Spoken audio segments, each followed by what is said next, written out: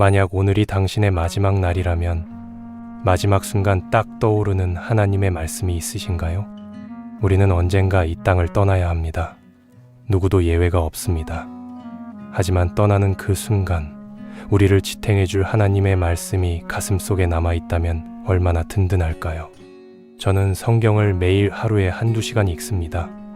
성경 10번 이상 읽으면서 인생의 마지막 순간이 다가올 때 나에게 힘이 되어줄 수 있는 정말로 가슴 깊이 남는 하나님의 말씀들이 있었습니다. 수천 개의 성경 구절 중에서 단 7구절. 이 7가지 구절의 하나님 말씀은 어떤 상황에서도 우리의 영혼을 붙잡아주는 생명의 말씀일 거라 확신합니다. 이제 저는 여러분께 묻고 싶습니다. 당신은 죽기 전에 꼭 붙잡아야 할 말씀을 가슴속에 새기고 있으십니까? 우리는 교회를 다니고 성경을 읽고 하나님께 기도드리지만 마지막 순간 우리의 심장을 울리는 말씀 한 구절이 없으시다면 여러분은 인생의 가장 중요한 것을 놓치고 있는지도 모릅니다. 끝까지 함께 하세요.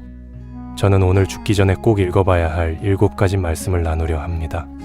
그리고 이 말씀을 통해 하나님께서 여러분에게 무엇을 말씀하고 계신지 깊이 깨닫게 되실 겁니다.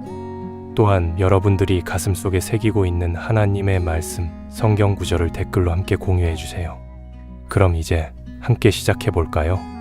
갈라디아서 2장 20절. 내가 그리스도와 함께 십자가에 못 박혔나니 그런즉 이제는 내가 사는 것이 아니요 오직 내 안에 그리스도께서 사시는 것이라. 이제 내가 육체 가운데 사는 것은 나를 사랑하사 나를 위하여 자기 자신을 버리신 하나님의 아들을 믿는 믿음 안에서 사는 것이라. 갈라디아서 2장 20절은 사도 바울이 갈라디아 교회 성도들에게 신앙의 본질을 설명하면서 한 고백입니다. 갈라디아 교회는 당시 유대 율법주의자들의 가르침과 복음의 본질 사이에서 혼란을 겪고 있었습니다. 일부 유대인들은 예수 그리스도를 믿어도 여전히 율법을 지켜야 구원을 얻는다고 주장했지만 바울은 이것이 복음을 왜곡하는 것이라며 강하게 반박했습니다. 바울 자신의 신앙적 정체성과 구원의 본질을 가장 강력하게 설명하는 구절 중 하나로 옛 자아의 죽음과 그리스도 안에서의 새로운 삶을 강조합니다. 이 구절에서 바울은 자기 자신이 그리스도와 함께 십자가에 못 박혔다고 말합니다. 이는 단순히 종교적 표현이 아니라 신앙인의 정체성이 완전히 변화되었음을 의미합니다. 내가 그리스도와 함께 십자가에 못 박혔나니 이는 우리의 옛 본성이, 즉 죄된 자아가 예수님의 십자가 사건과 함께 죽었음을 의미합니다.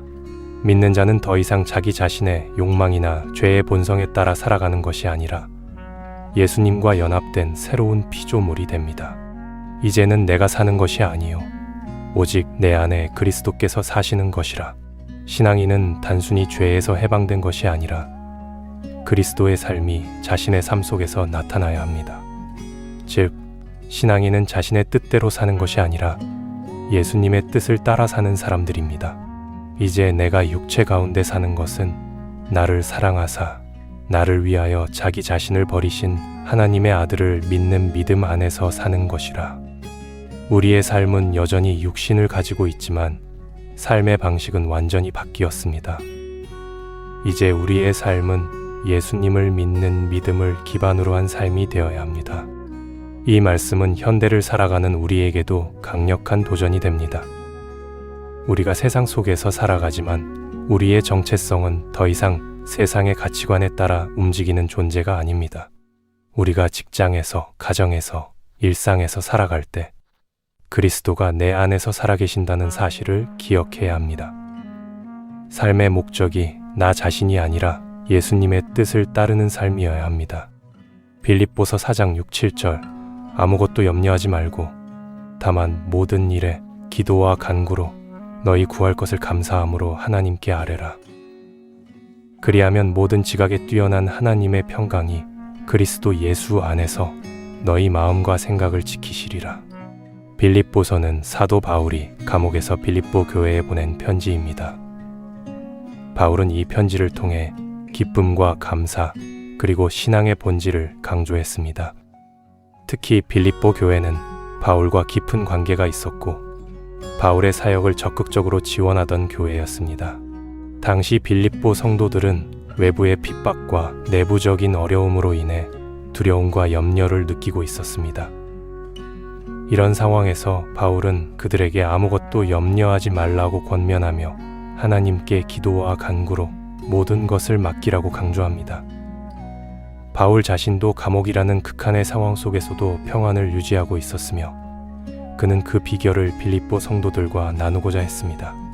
이 구절은 단순한 위로의 말이 아니라 그리스도인의 삶 속에서 염려를 극복하는 실제적인 방법을 가르쳐 줍니다. 아무것도 염려하지 말고. 인간은 본능적으로 걱정하는 존재입니다. 우리는 미래에 대한 불확실성, 재정적 문제, 건강 문제, 인간관계 등 수많은 문제로 인해 염려합니다. 그러나 바울은 아무것도 염려하지 말라고 단언합니다. 이는 문제가 존재하지 않는다는 뜻이 아니라 그 문제를 하나님께 맡기라는 의미입니다. 다만 모든 일에 기도와 간구로. 기도는 단순한 형식적인 행위가 아닙니다. 하나님과의 깊은 대화이며 우리의 모든 것을 하나님께 맡기는 신앙의 표현입니다. 여기서 기도는 하나님과의 교제를 의미하며 간구는 우리의 필요를 하나님께 간구하는 것을 뜻합니다. 너희 구할 것을 감사함으로 하나님께 아뢰라. 우리의 기도는 불평이 아니라 감사로 가득 차야 합니다. 하나님께 기도할 때 이미 베푸신 은혜를 기억하며 감사하는 태도를 가져야 합니다. 또한 응답이 늦어질지라도 하나님께서 가장 선한 길로 인도하실 것을 믿고 감사해야 합니다. 그리하면 모든 지각에 뛰어난 하나님의 평강이, 인간의 이성으로 이해할 수 없는 하나님의 평강이 주어진다고 약속합니다. 세상이 주는 평안은 환경이 좋아질 때 누리는 평안이지만 하나님의 평강은 환경과 상관없이 주어지는 초월적인 평안입니다. 그리스도 예수 안에서 너희 마음과 생각을 지키시리라. 여기서 마음과 생각은 우리의 감정과 사고방식을 의미합니다. 우리는 상황 때문에 불안해진 것이 아니라 우리의 생각과 마음이 불안하기 때문에 염려합니다. 그러나 하나님께서 우리의 마음과 생각을 보호하시고 지키신다면 우리는 어떤 상황 속에서도 평안을 누릴 수 있습니다. 고린도전서 10장 13절. 사람이 감당할 시험 밖에는 너희에게 당한 것이 없나니 오직 하나님은 미쁘사 너희가 감당하지 못할 시험 당함을 허락하지 아니하시고 시험 당할 즈음에 또한 피할 길을 내사 너희로 능히 감당하게 하시느니라. 고린도전서는 바울이 고린도 교회에 보낸 편지로 교회 내에서 발생한 여러 문제들, 분열, 부도덕한 행위, 우상 숭배, 시험과 유혹 등에 대해 권면하는 내용을 담고 있습니다. 고린도 교회 성도들은 우상 숭배 문화가 가득한 도시에서 신앙을 지키며 살고 있었습니다. 그러나 이들은 여러 가지 유혹과 시험에 쉽게 빠지곤 했습니다. 이에 바울은 성도들이 시험을 받을 때 어떻게 해야 하는지 가르치며 하나님께서 반드시 피할 길을 마련해 주신다고 위로합니다. 사람이 감당할 시험 밖에는 너희에게 당한 것이 없나니. 우리가 겪는 시험은 특별하거나 이상한 것이 아닙니다. 우리 모두가 겪는 인간적인 시험이며 하나님께서 감당할 수 있도록 허락하신 것입니다. 오직 하나님은 미쁘사, 미쁘다는 말은 신실하시고 변함이 없다는 뜻입니다.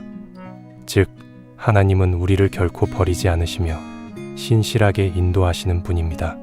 너희가 감당하지 못할 시험 당함을 허락하지 아니하시고 하나님은 우리가 감당할 수 없는 시험을 절대 허락하지 않으십니다. 우리가 생각할 때는 너무 버거운 시험처럼 보일 수 있지만 하나님께서는 우리가 그것을 이겨낼 능력이 있음을 아시기에 허락하신 것입니다. 시험 당할 즈음에 또한 피할 길을 내사 하나님은 항상 피할 길을 마련해 두십니다. 죄의 유혹, 어려운 환경 속에서도 우리가 빠져나갈 수 있는 길을 주신다는 약속입니다. 문제는 우리가 그 길을 보지 못하거나 그 길을 선택하지 않는 경우가 많다는 것입니다. 너희로 능히 감당하게 하시느니라. 하나님은 우리에게 감당할 능력을 주십니다. 우리는 혼자 힘으로 시험을 이기는 것이 아니라 하나님의 능력으로 시험을 감당할 수 있습니다. 시편 46편 1절. 이 구절은 정말 몸과 마음이 지치고 힘들었을 때 저에게 가장 힘이 되었던 구절입니다. 하나님은 우리의 피난처시요 힘이시니 환난 중에 만날 큰 도움이시라. 시편 46편은 고라 자손이 기록한 시로 이스라엘 백성이 어려움을 겪을 때 하나님이 어떻게 보호자가 되시는지를 선포하는 시입니다. 이 시는 주로 전쟁이나 자연재해 같은 엄청난 위기 속에서 하나님이 어떻게 역사하시는지를 보여줍니다. 시편 46편 1절은 특별히 환난 중에 계신 하나님을 강조하는데, 이는 하나님의 임재와 보호가 우리가 가장 어려운 순간에도 결코 떠나지 않음을 보여줍니다. 하나님은 우리의 피난처시요 힘이시니, 피난처 마하세는 적들이 공격할 때 안전하게 숨을 수 있는 성체나 요새를 의미합니다. 다시 말해, 하나님은 우리가 절망하거나 두려울 때 도망가야 할 대상이 아니라 우리가 그 안에서 안전을 누릴 수 있는 분이십니다. 환난 중에 만날 큰 도움이시라. 하나님은 단순히 멀리 계신 분이 아니라 지금 이 순간에도 우리와 함께 하시는 분입니다. 우리가 고통과 어려움을 겪을 때 하나님은 결코 우리를 외면하지 않으십니다. 어려움이 닥쳤을 때 나는 먼저 하나님을 찾는가? 아니면 세상의 방법을 먼저 찾는가? 경제적 어려움, 건강 문제, 인간관계에서 어려움을 겪을 때 하나님을 우리의 피난처로 삼아야 합니다. 하나님을 단순히 기도할 대상이 아니라 실제로 우리의 삶을 보호하시고 인도하시는 분으로 믿어야 합니다. 환난이 닥쳤을 때 하나님을 먼저 찾는 것이 우리의 본능이 되어야 합니다. 요한계시록 21장 4절, 모든 눈물을 그 눈에서 닦아주시니 다시는 사망이 없고 애통하는 것이나 곡하는 것이나 아픈 것이 다시 있지 아니하리니 처음 것들이 다 지나갔음이라. 요한계시록 21장은 사도 요한이 본 새 하늘과 새 땅에 대한 환상을 기록한 부분입니다. 이 장에서는 하나님의 완전한 나라가 이루어지고 모든 고통과 슬픔이 사라질 것을 선포합니다. 이 말씀은 특별히 세상의 고난 속에서 믿음을 지키는 성도들에게 위로를 주는 메시지입니다. 모든 눈물을 그 눈에서 닦아주시니, 하나님께서 친히 우리의 눈물을 닦아주신다는 표현은 하나님이 우리의 고통을 무시하지 않으시고 직접 위로하신다는 의미입니다. 다시는 사망이 없고 애통하는 것이나 곡하는 것이나 아픈 것이 다시 있지 아니하리니, 이 땅에서 우리는 슬픔과 고통을 피할 수 없지만 하나님 나라에서는 더 이상 이러한 것이 존재하지 않습니다. 나는 이 땅의 고통을 바라보며 좌절하는가? 아니면 하나님의 약속을 믿고 소망을 두는가? 인생에서 겪는 모든 고통과 슬픔은 영원하지 않습니다. 하나님께서는 반드시 그 모든 것을 해결해 주실 것입니다.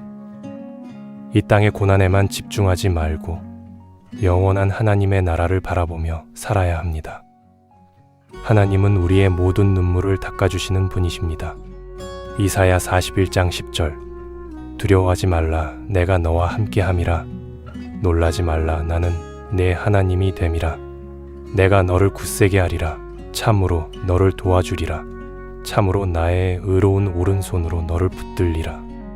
이사야 41장은 바벨론 포로 생활을 앞둔 이스라엘 백성들에게 주어진 하나님의 약속의 말씀입니다. 당시 유다는 강대국들의 위협 속에서 두려움과 불안을 느끼고 있었습니다.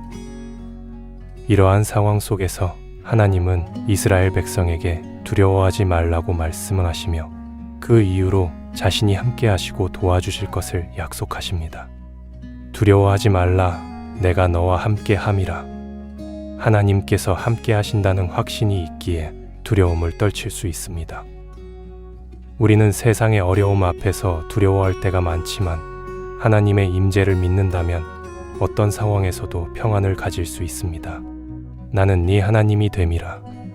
이는 하나님께서 우리와 언약을 맺으시고 변함없이 보호하신다는 약속입니다. 하나님은 단순한 창조주가 아니라 우리의 삶을 직접 인도하시는 분입니다. 내가 너를 굳세게 하리라.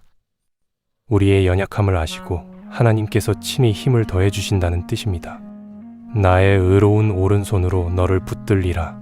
성경에서 오른손은 능력과 권능을 상징합니다. 하나님은 공의로우신 분이기에 결코 우리를 불의하게 버리지 않으시며 끝까지 지켜주십니다. 두려운 상황 속에서 하나님의 보호하심을 믿고 나아가야 합니다. 하나님이 나와 함께 하신다는 사실을 늘 기억하며 담대함을 가질 수 있습니다. 어려움 속에서도 하나님께서 우리의 손을 붙잡고 계신다는 믿음이 필요합니다. 요한복음 14장 27절 평안을 너희에게 끼치노니 곧 나의 평안을 너희에게 주노라. 내가 너희에게 주는 것은 세상이 주는 것과 같지 아니하니라. 너희는 마음에 근심하지도 말고 두려워하지도 말라. 이 말씀은 예수님께서 십자가를 지시기 전에 제자들에게 주신 마지막 위로의 말씀 중 하나입니다. 예수님은 자신이 떠나신 후에도 성령님을 보내주실 것을 약속하시며 제자들에게 참된 평안을 주신다고 말씀하십니다. 나의 평안을 너희에게 주노라. 예수님께서 주시는 평안은 단순한 감정적인 안정이 아니라 하나님과의 올바른 관계에서 오는 영원한 평안입니다. 세상이 주는 것과 같지 아니하니라. 세상의 평안은 환경에 따라 흔들리지만 예수님이 주시는 평안은 환경을 초월하는 것입니다.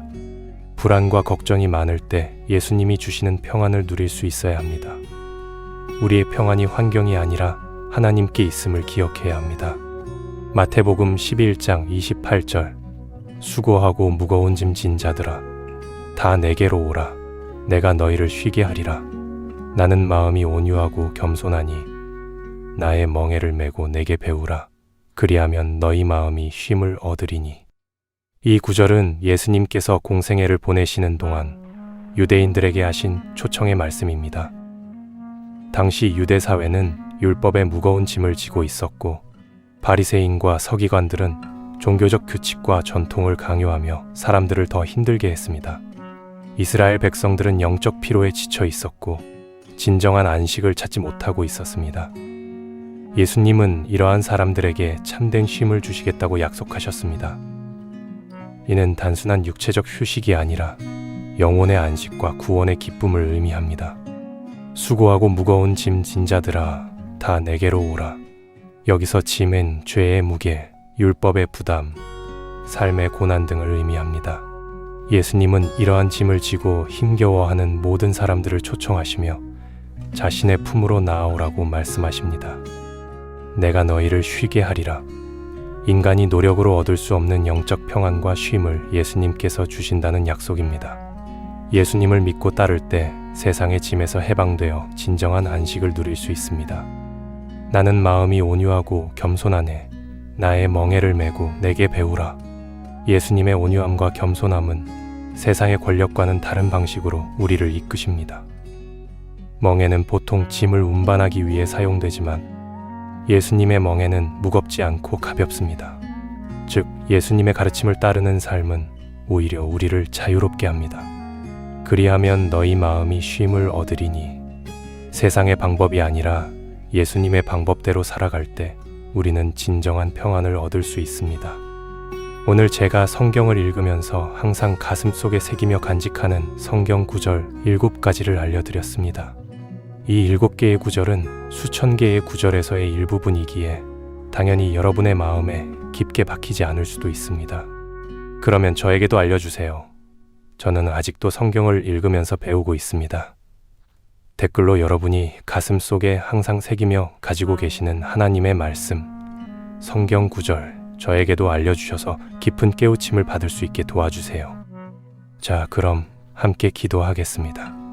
사랑과 은혜가 충만하신 하나님 아버지, 오늘 우리에게 주신 말씀을 깊이 묵상하며 주님 앞에 나아갑니다.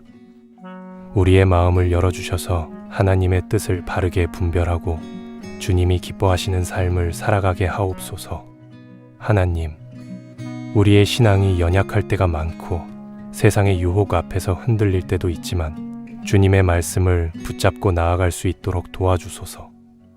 우리가 말씀을 우리 뜻대로 해석하지 않게 하시고 온전히 하나님의 뜻 안에서 살아가게 하옵소서. 우리의 삶이 어렵고 지칠 때에도 하나님의 뜻을 신뢰하며 주님께서 인도하시는 길을 따라가게 하옵소서. 우리의 생각과 감정을 내려놓고 오직 하나님의 말씀과 성령의 인도하심을 따르게 하옵소서. 하나님, 우리에게 지혜를 주시고 분별력을 주셔서 하나님의 뜻을 온전히 깨닫게 하시며 그 뜻대로 순종하는 믿음을 허락하여 주옵소서. 우리의 삶이 하나님을 영화롭게 하며 세상의 빛과 소금이 되게 하옵소서. 오늘 이 자리에 함께한 모든 이들의 마음을 만져주시고 그들의 삶에 하나님의 은혜와 평안을 더하여 주옵소서. 하나님을 더욱 사랑하고 의지하는 믿음을 주셔서 끝까지 신실하게 주님을 따르게 하옵소서. 이 모든 말씀을 살아계신 예수 그리스도의 이름으로 기도드립니다. 아멘. 이 영상이 도움이 되셨다면 구독과 좋아요 부탁드립니다. 하나님의 말씀을 올바로 배우는 여정, 앞으로도 계속 동행하면 좋겠습니다.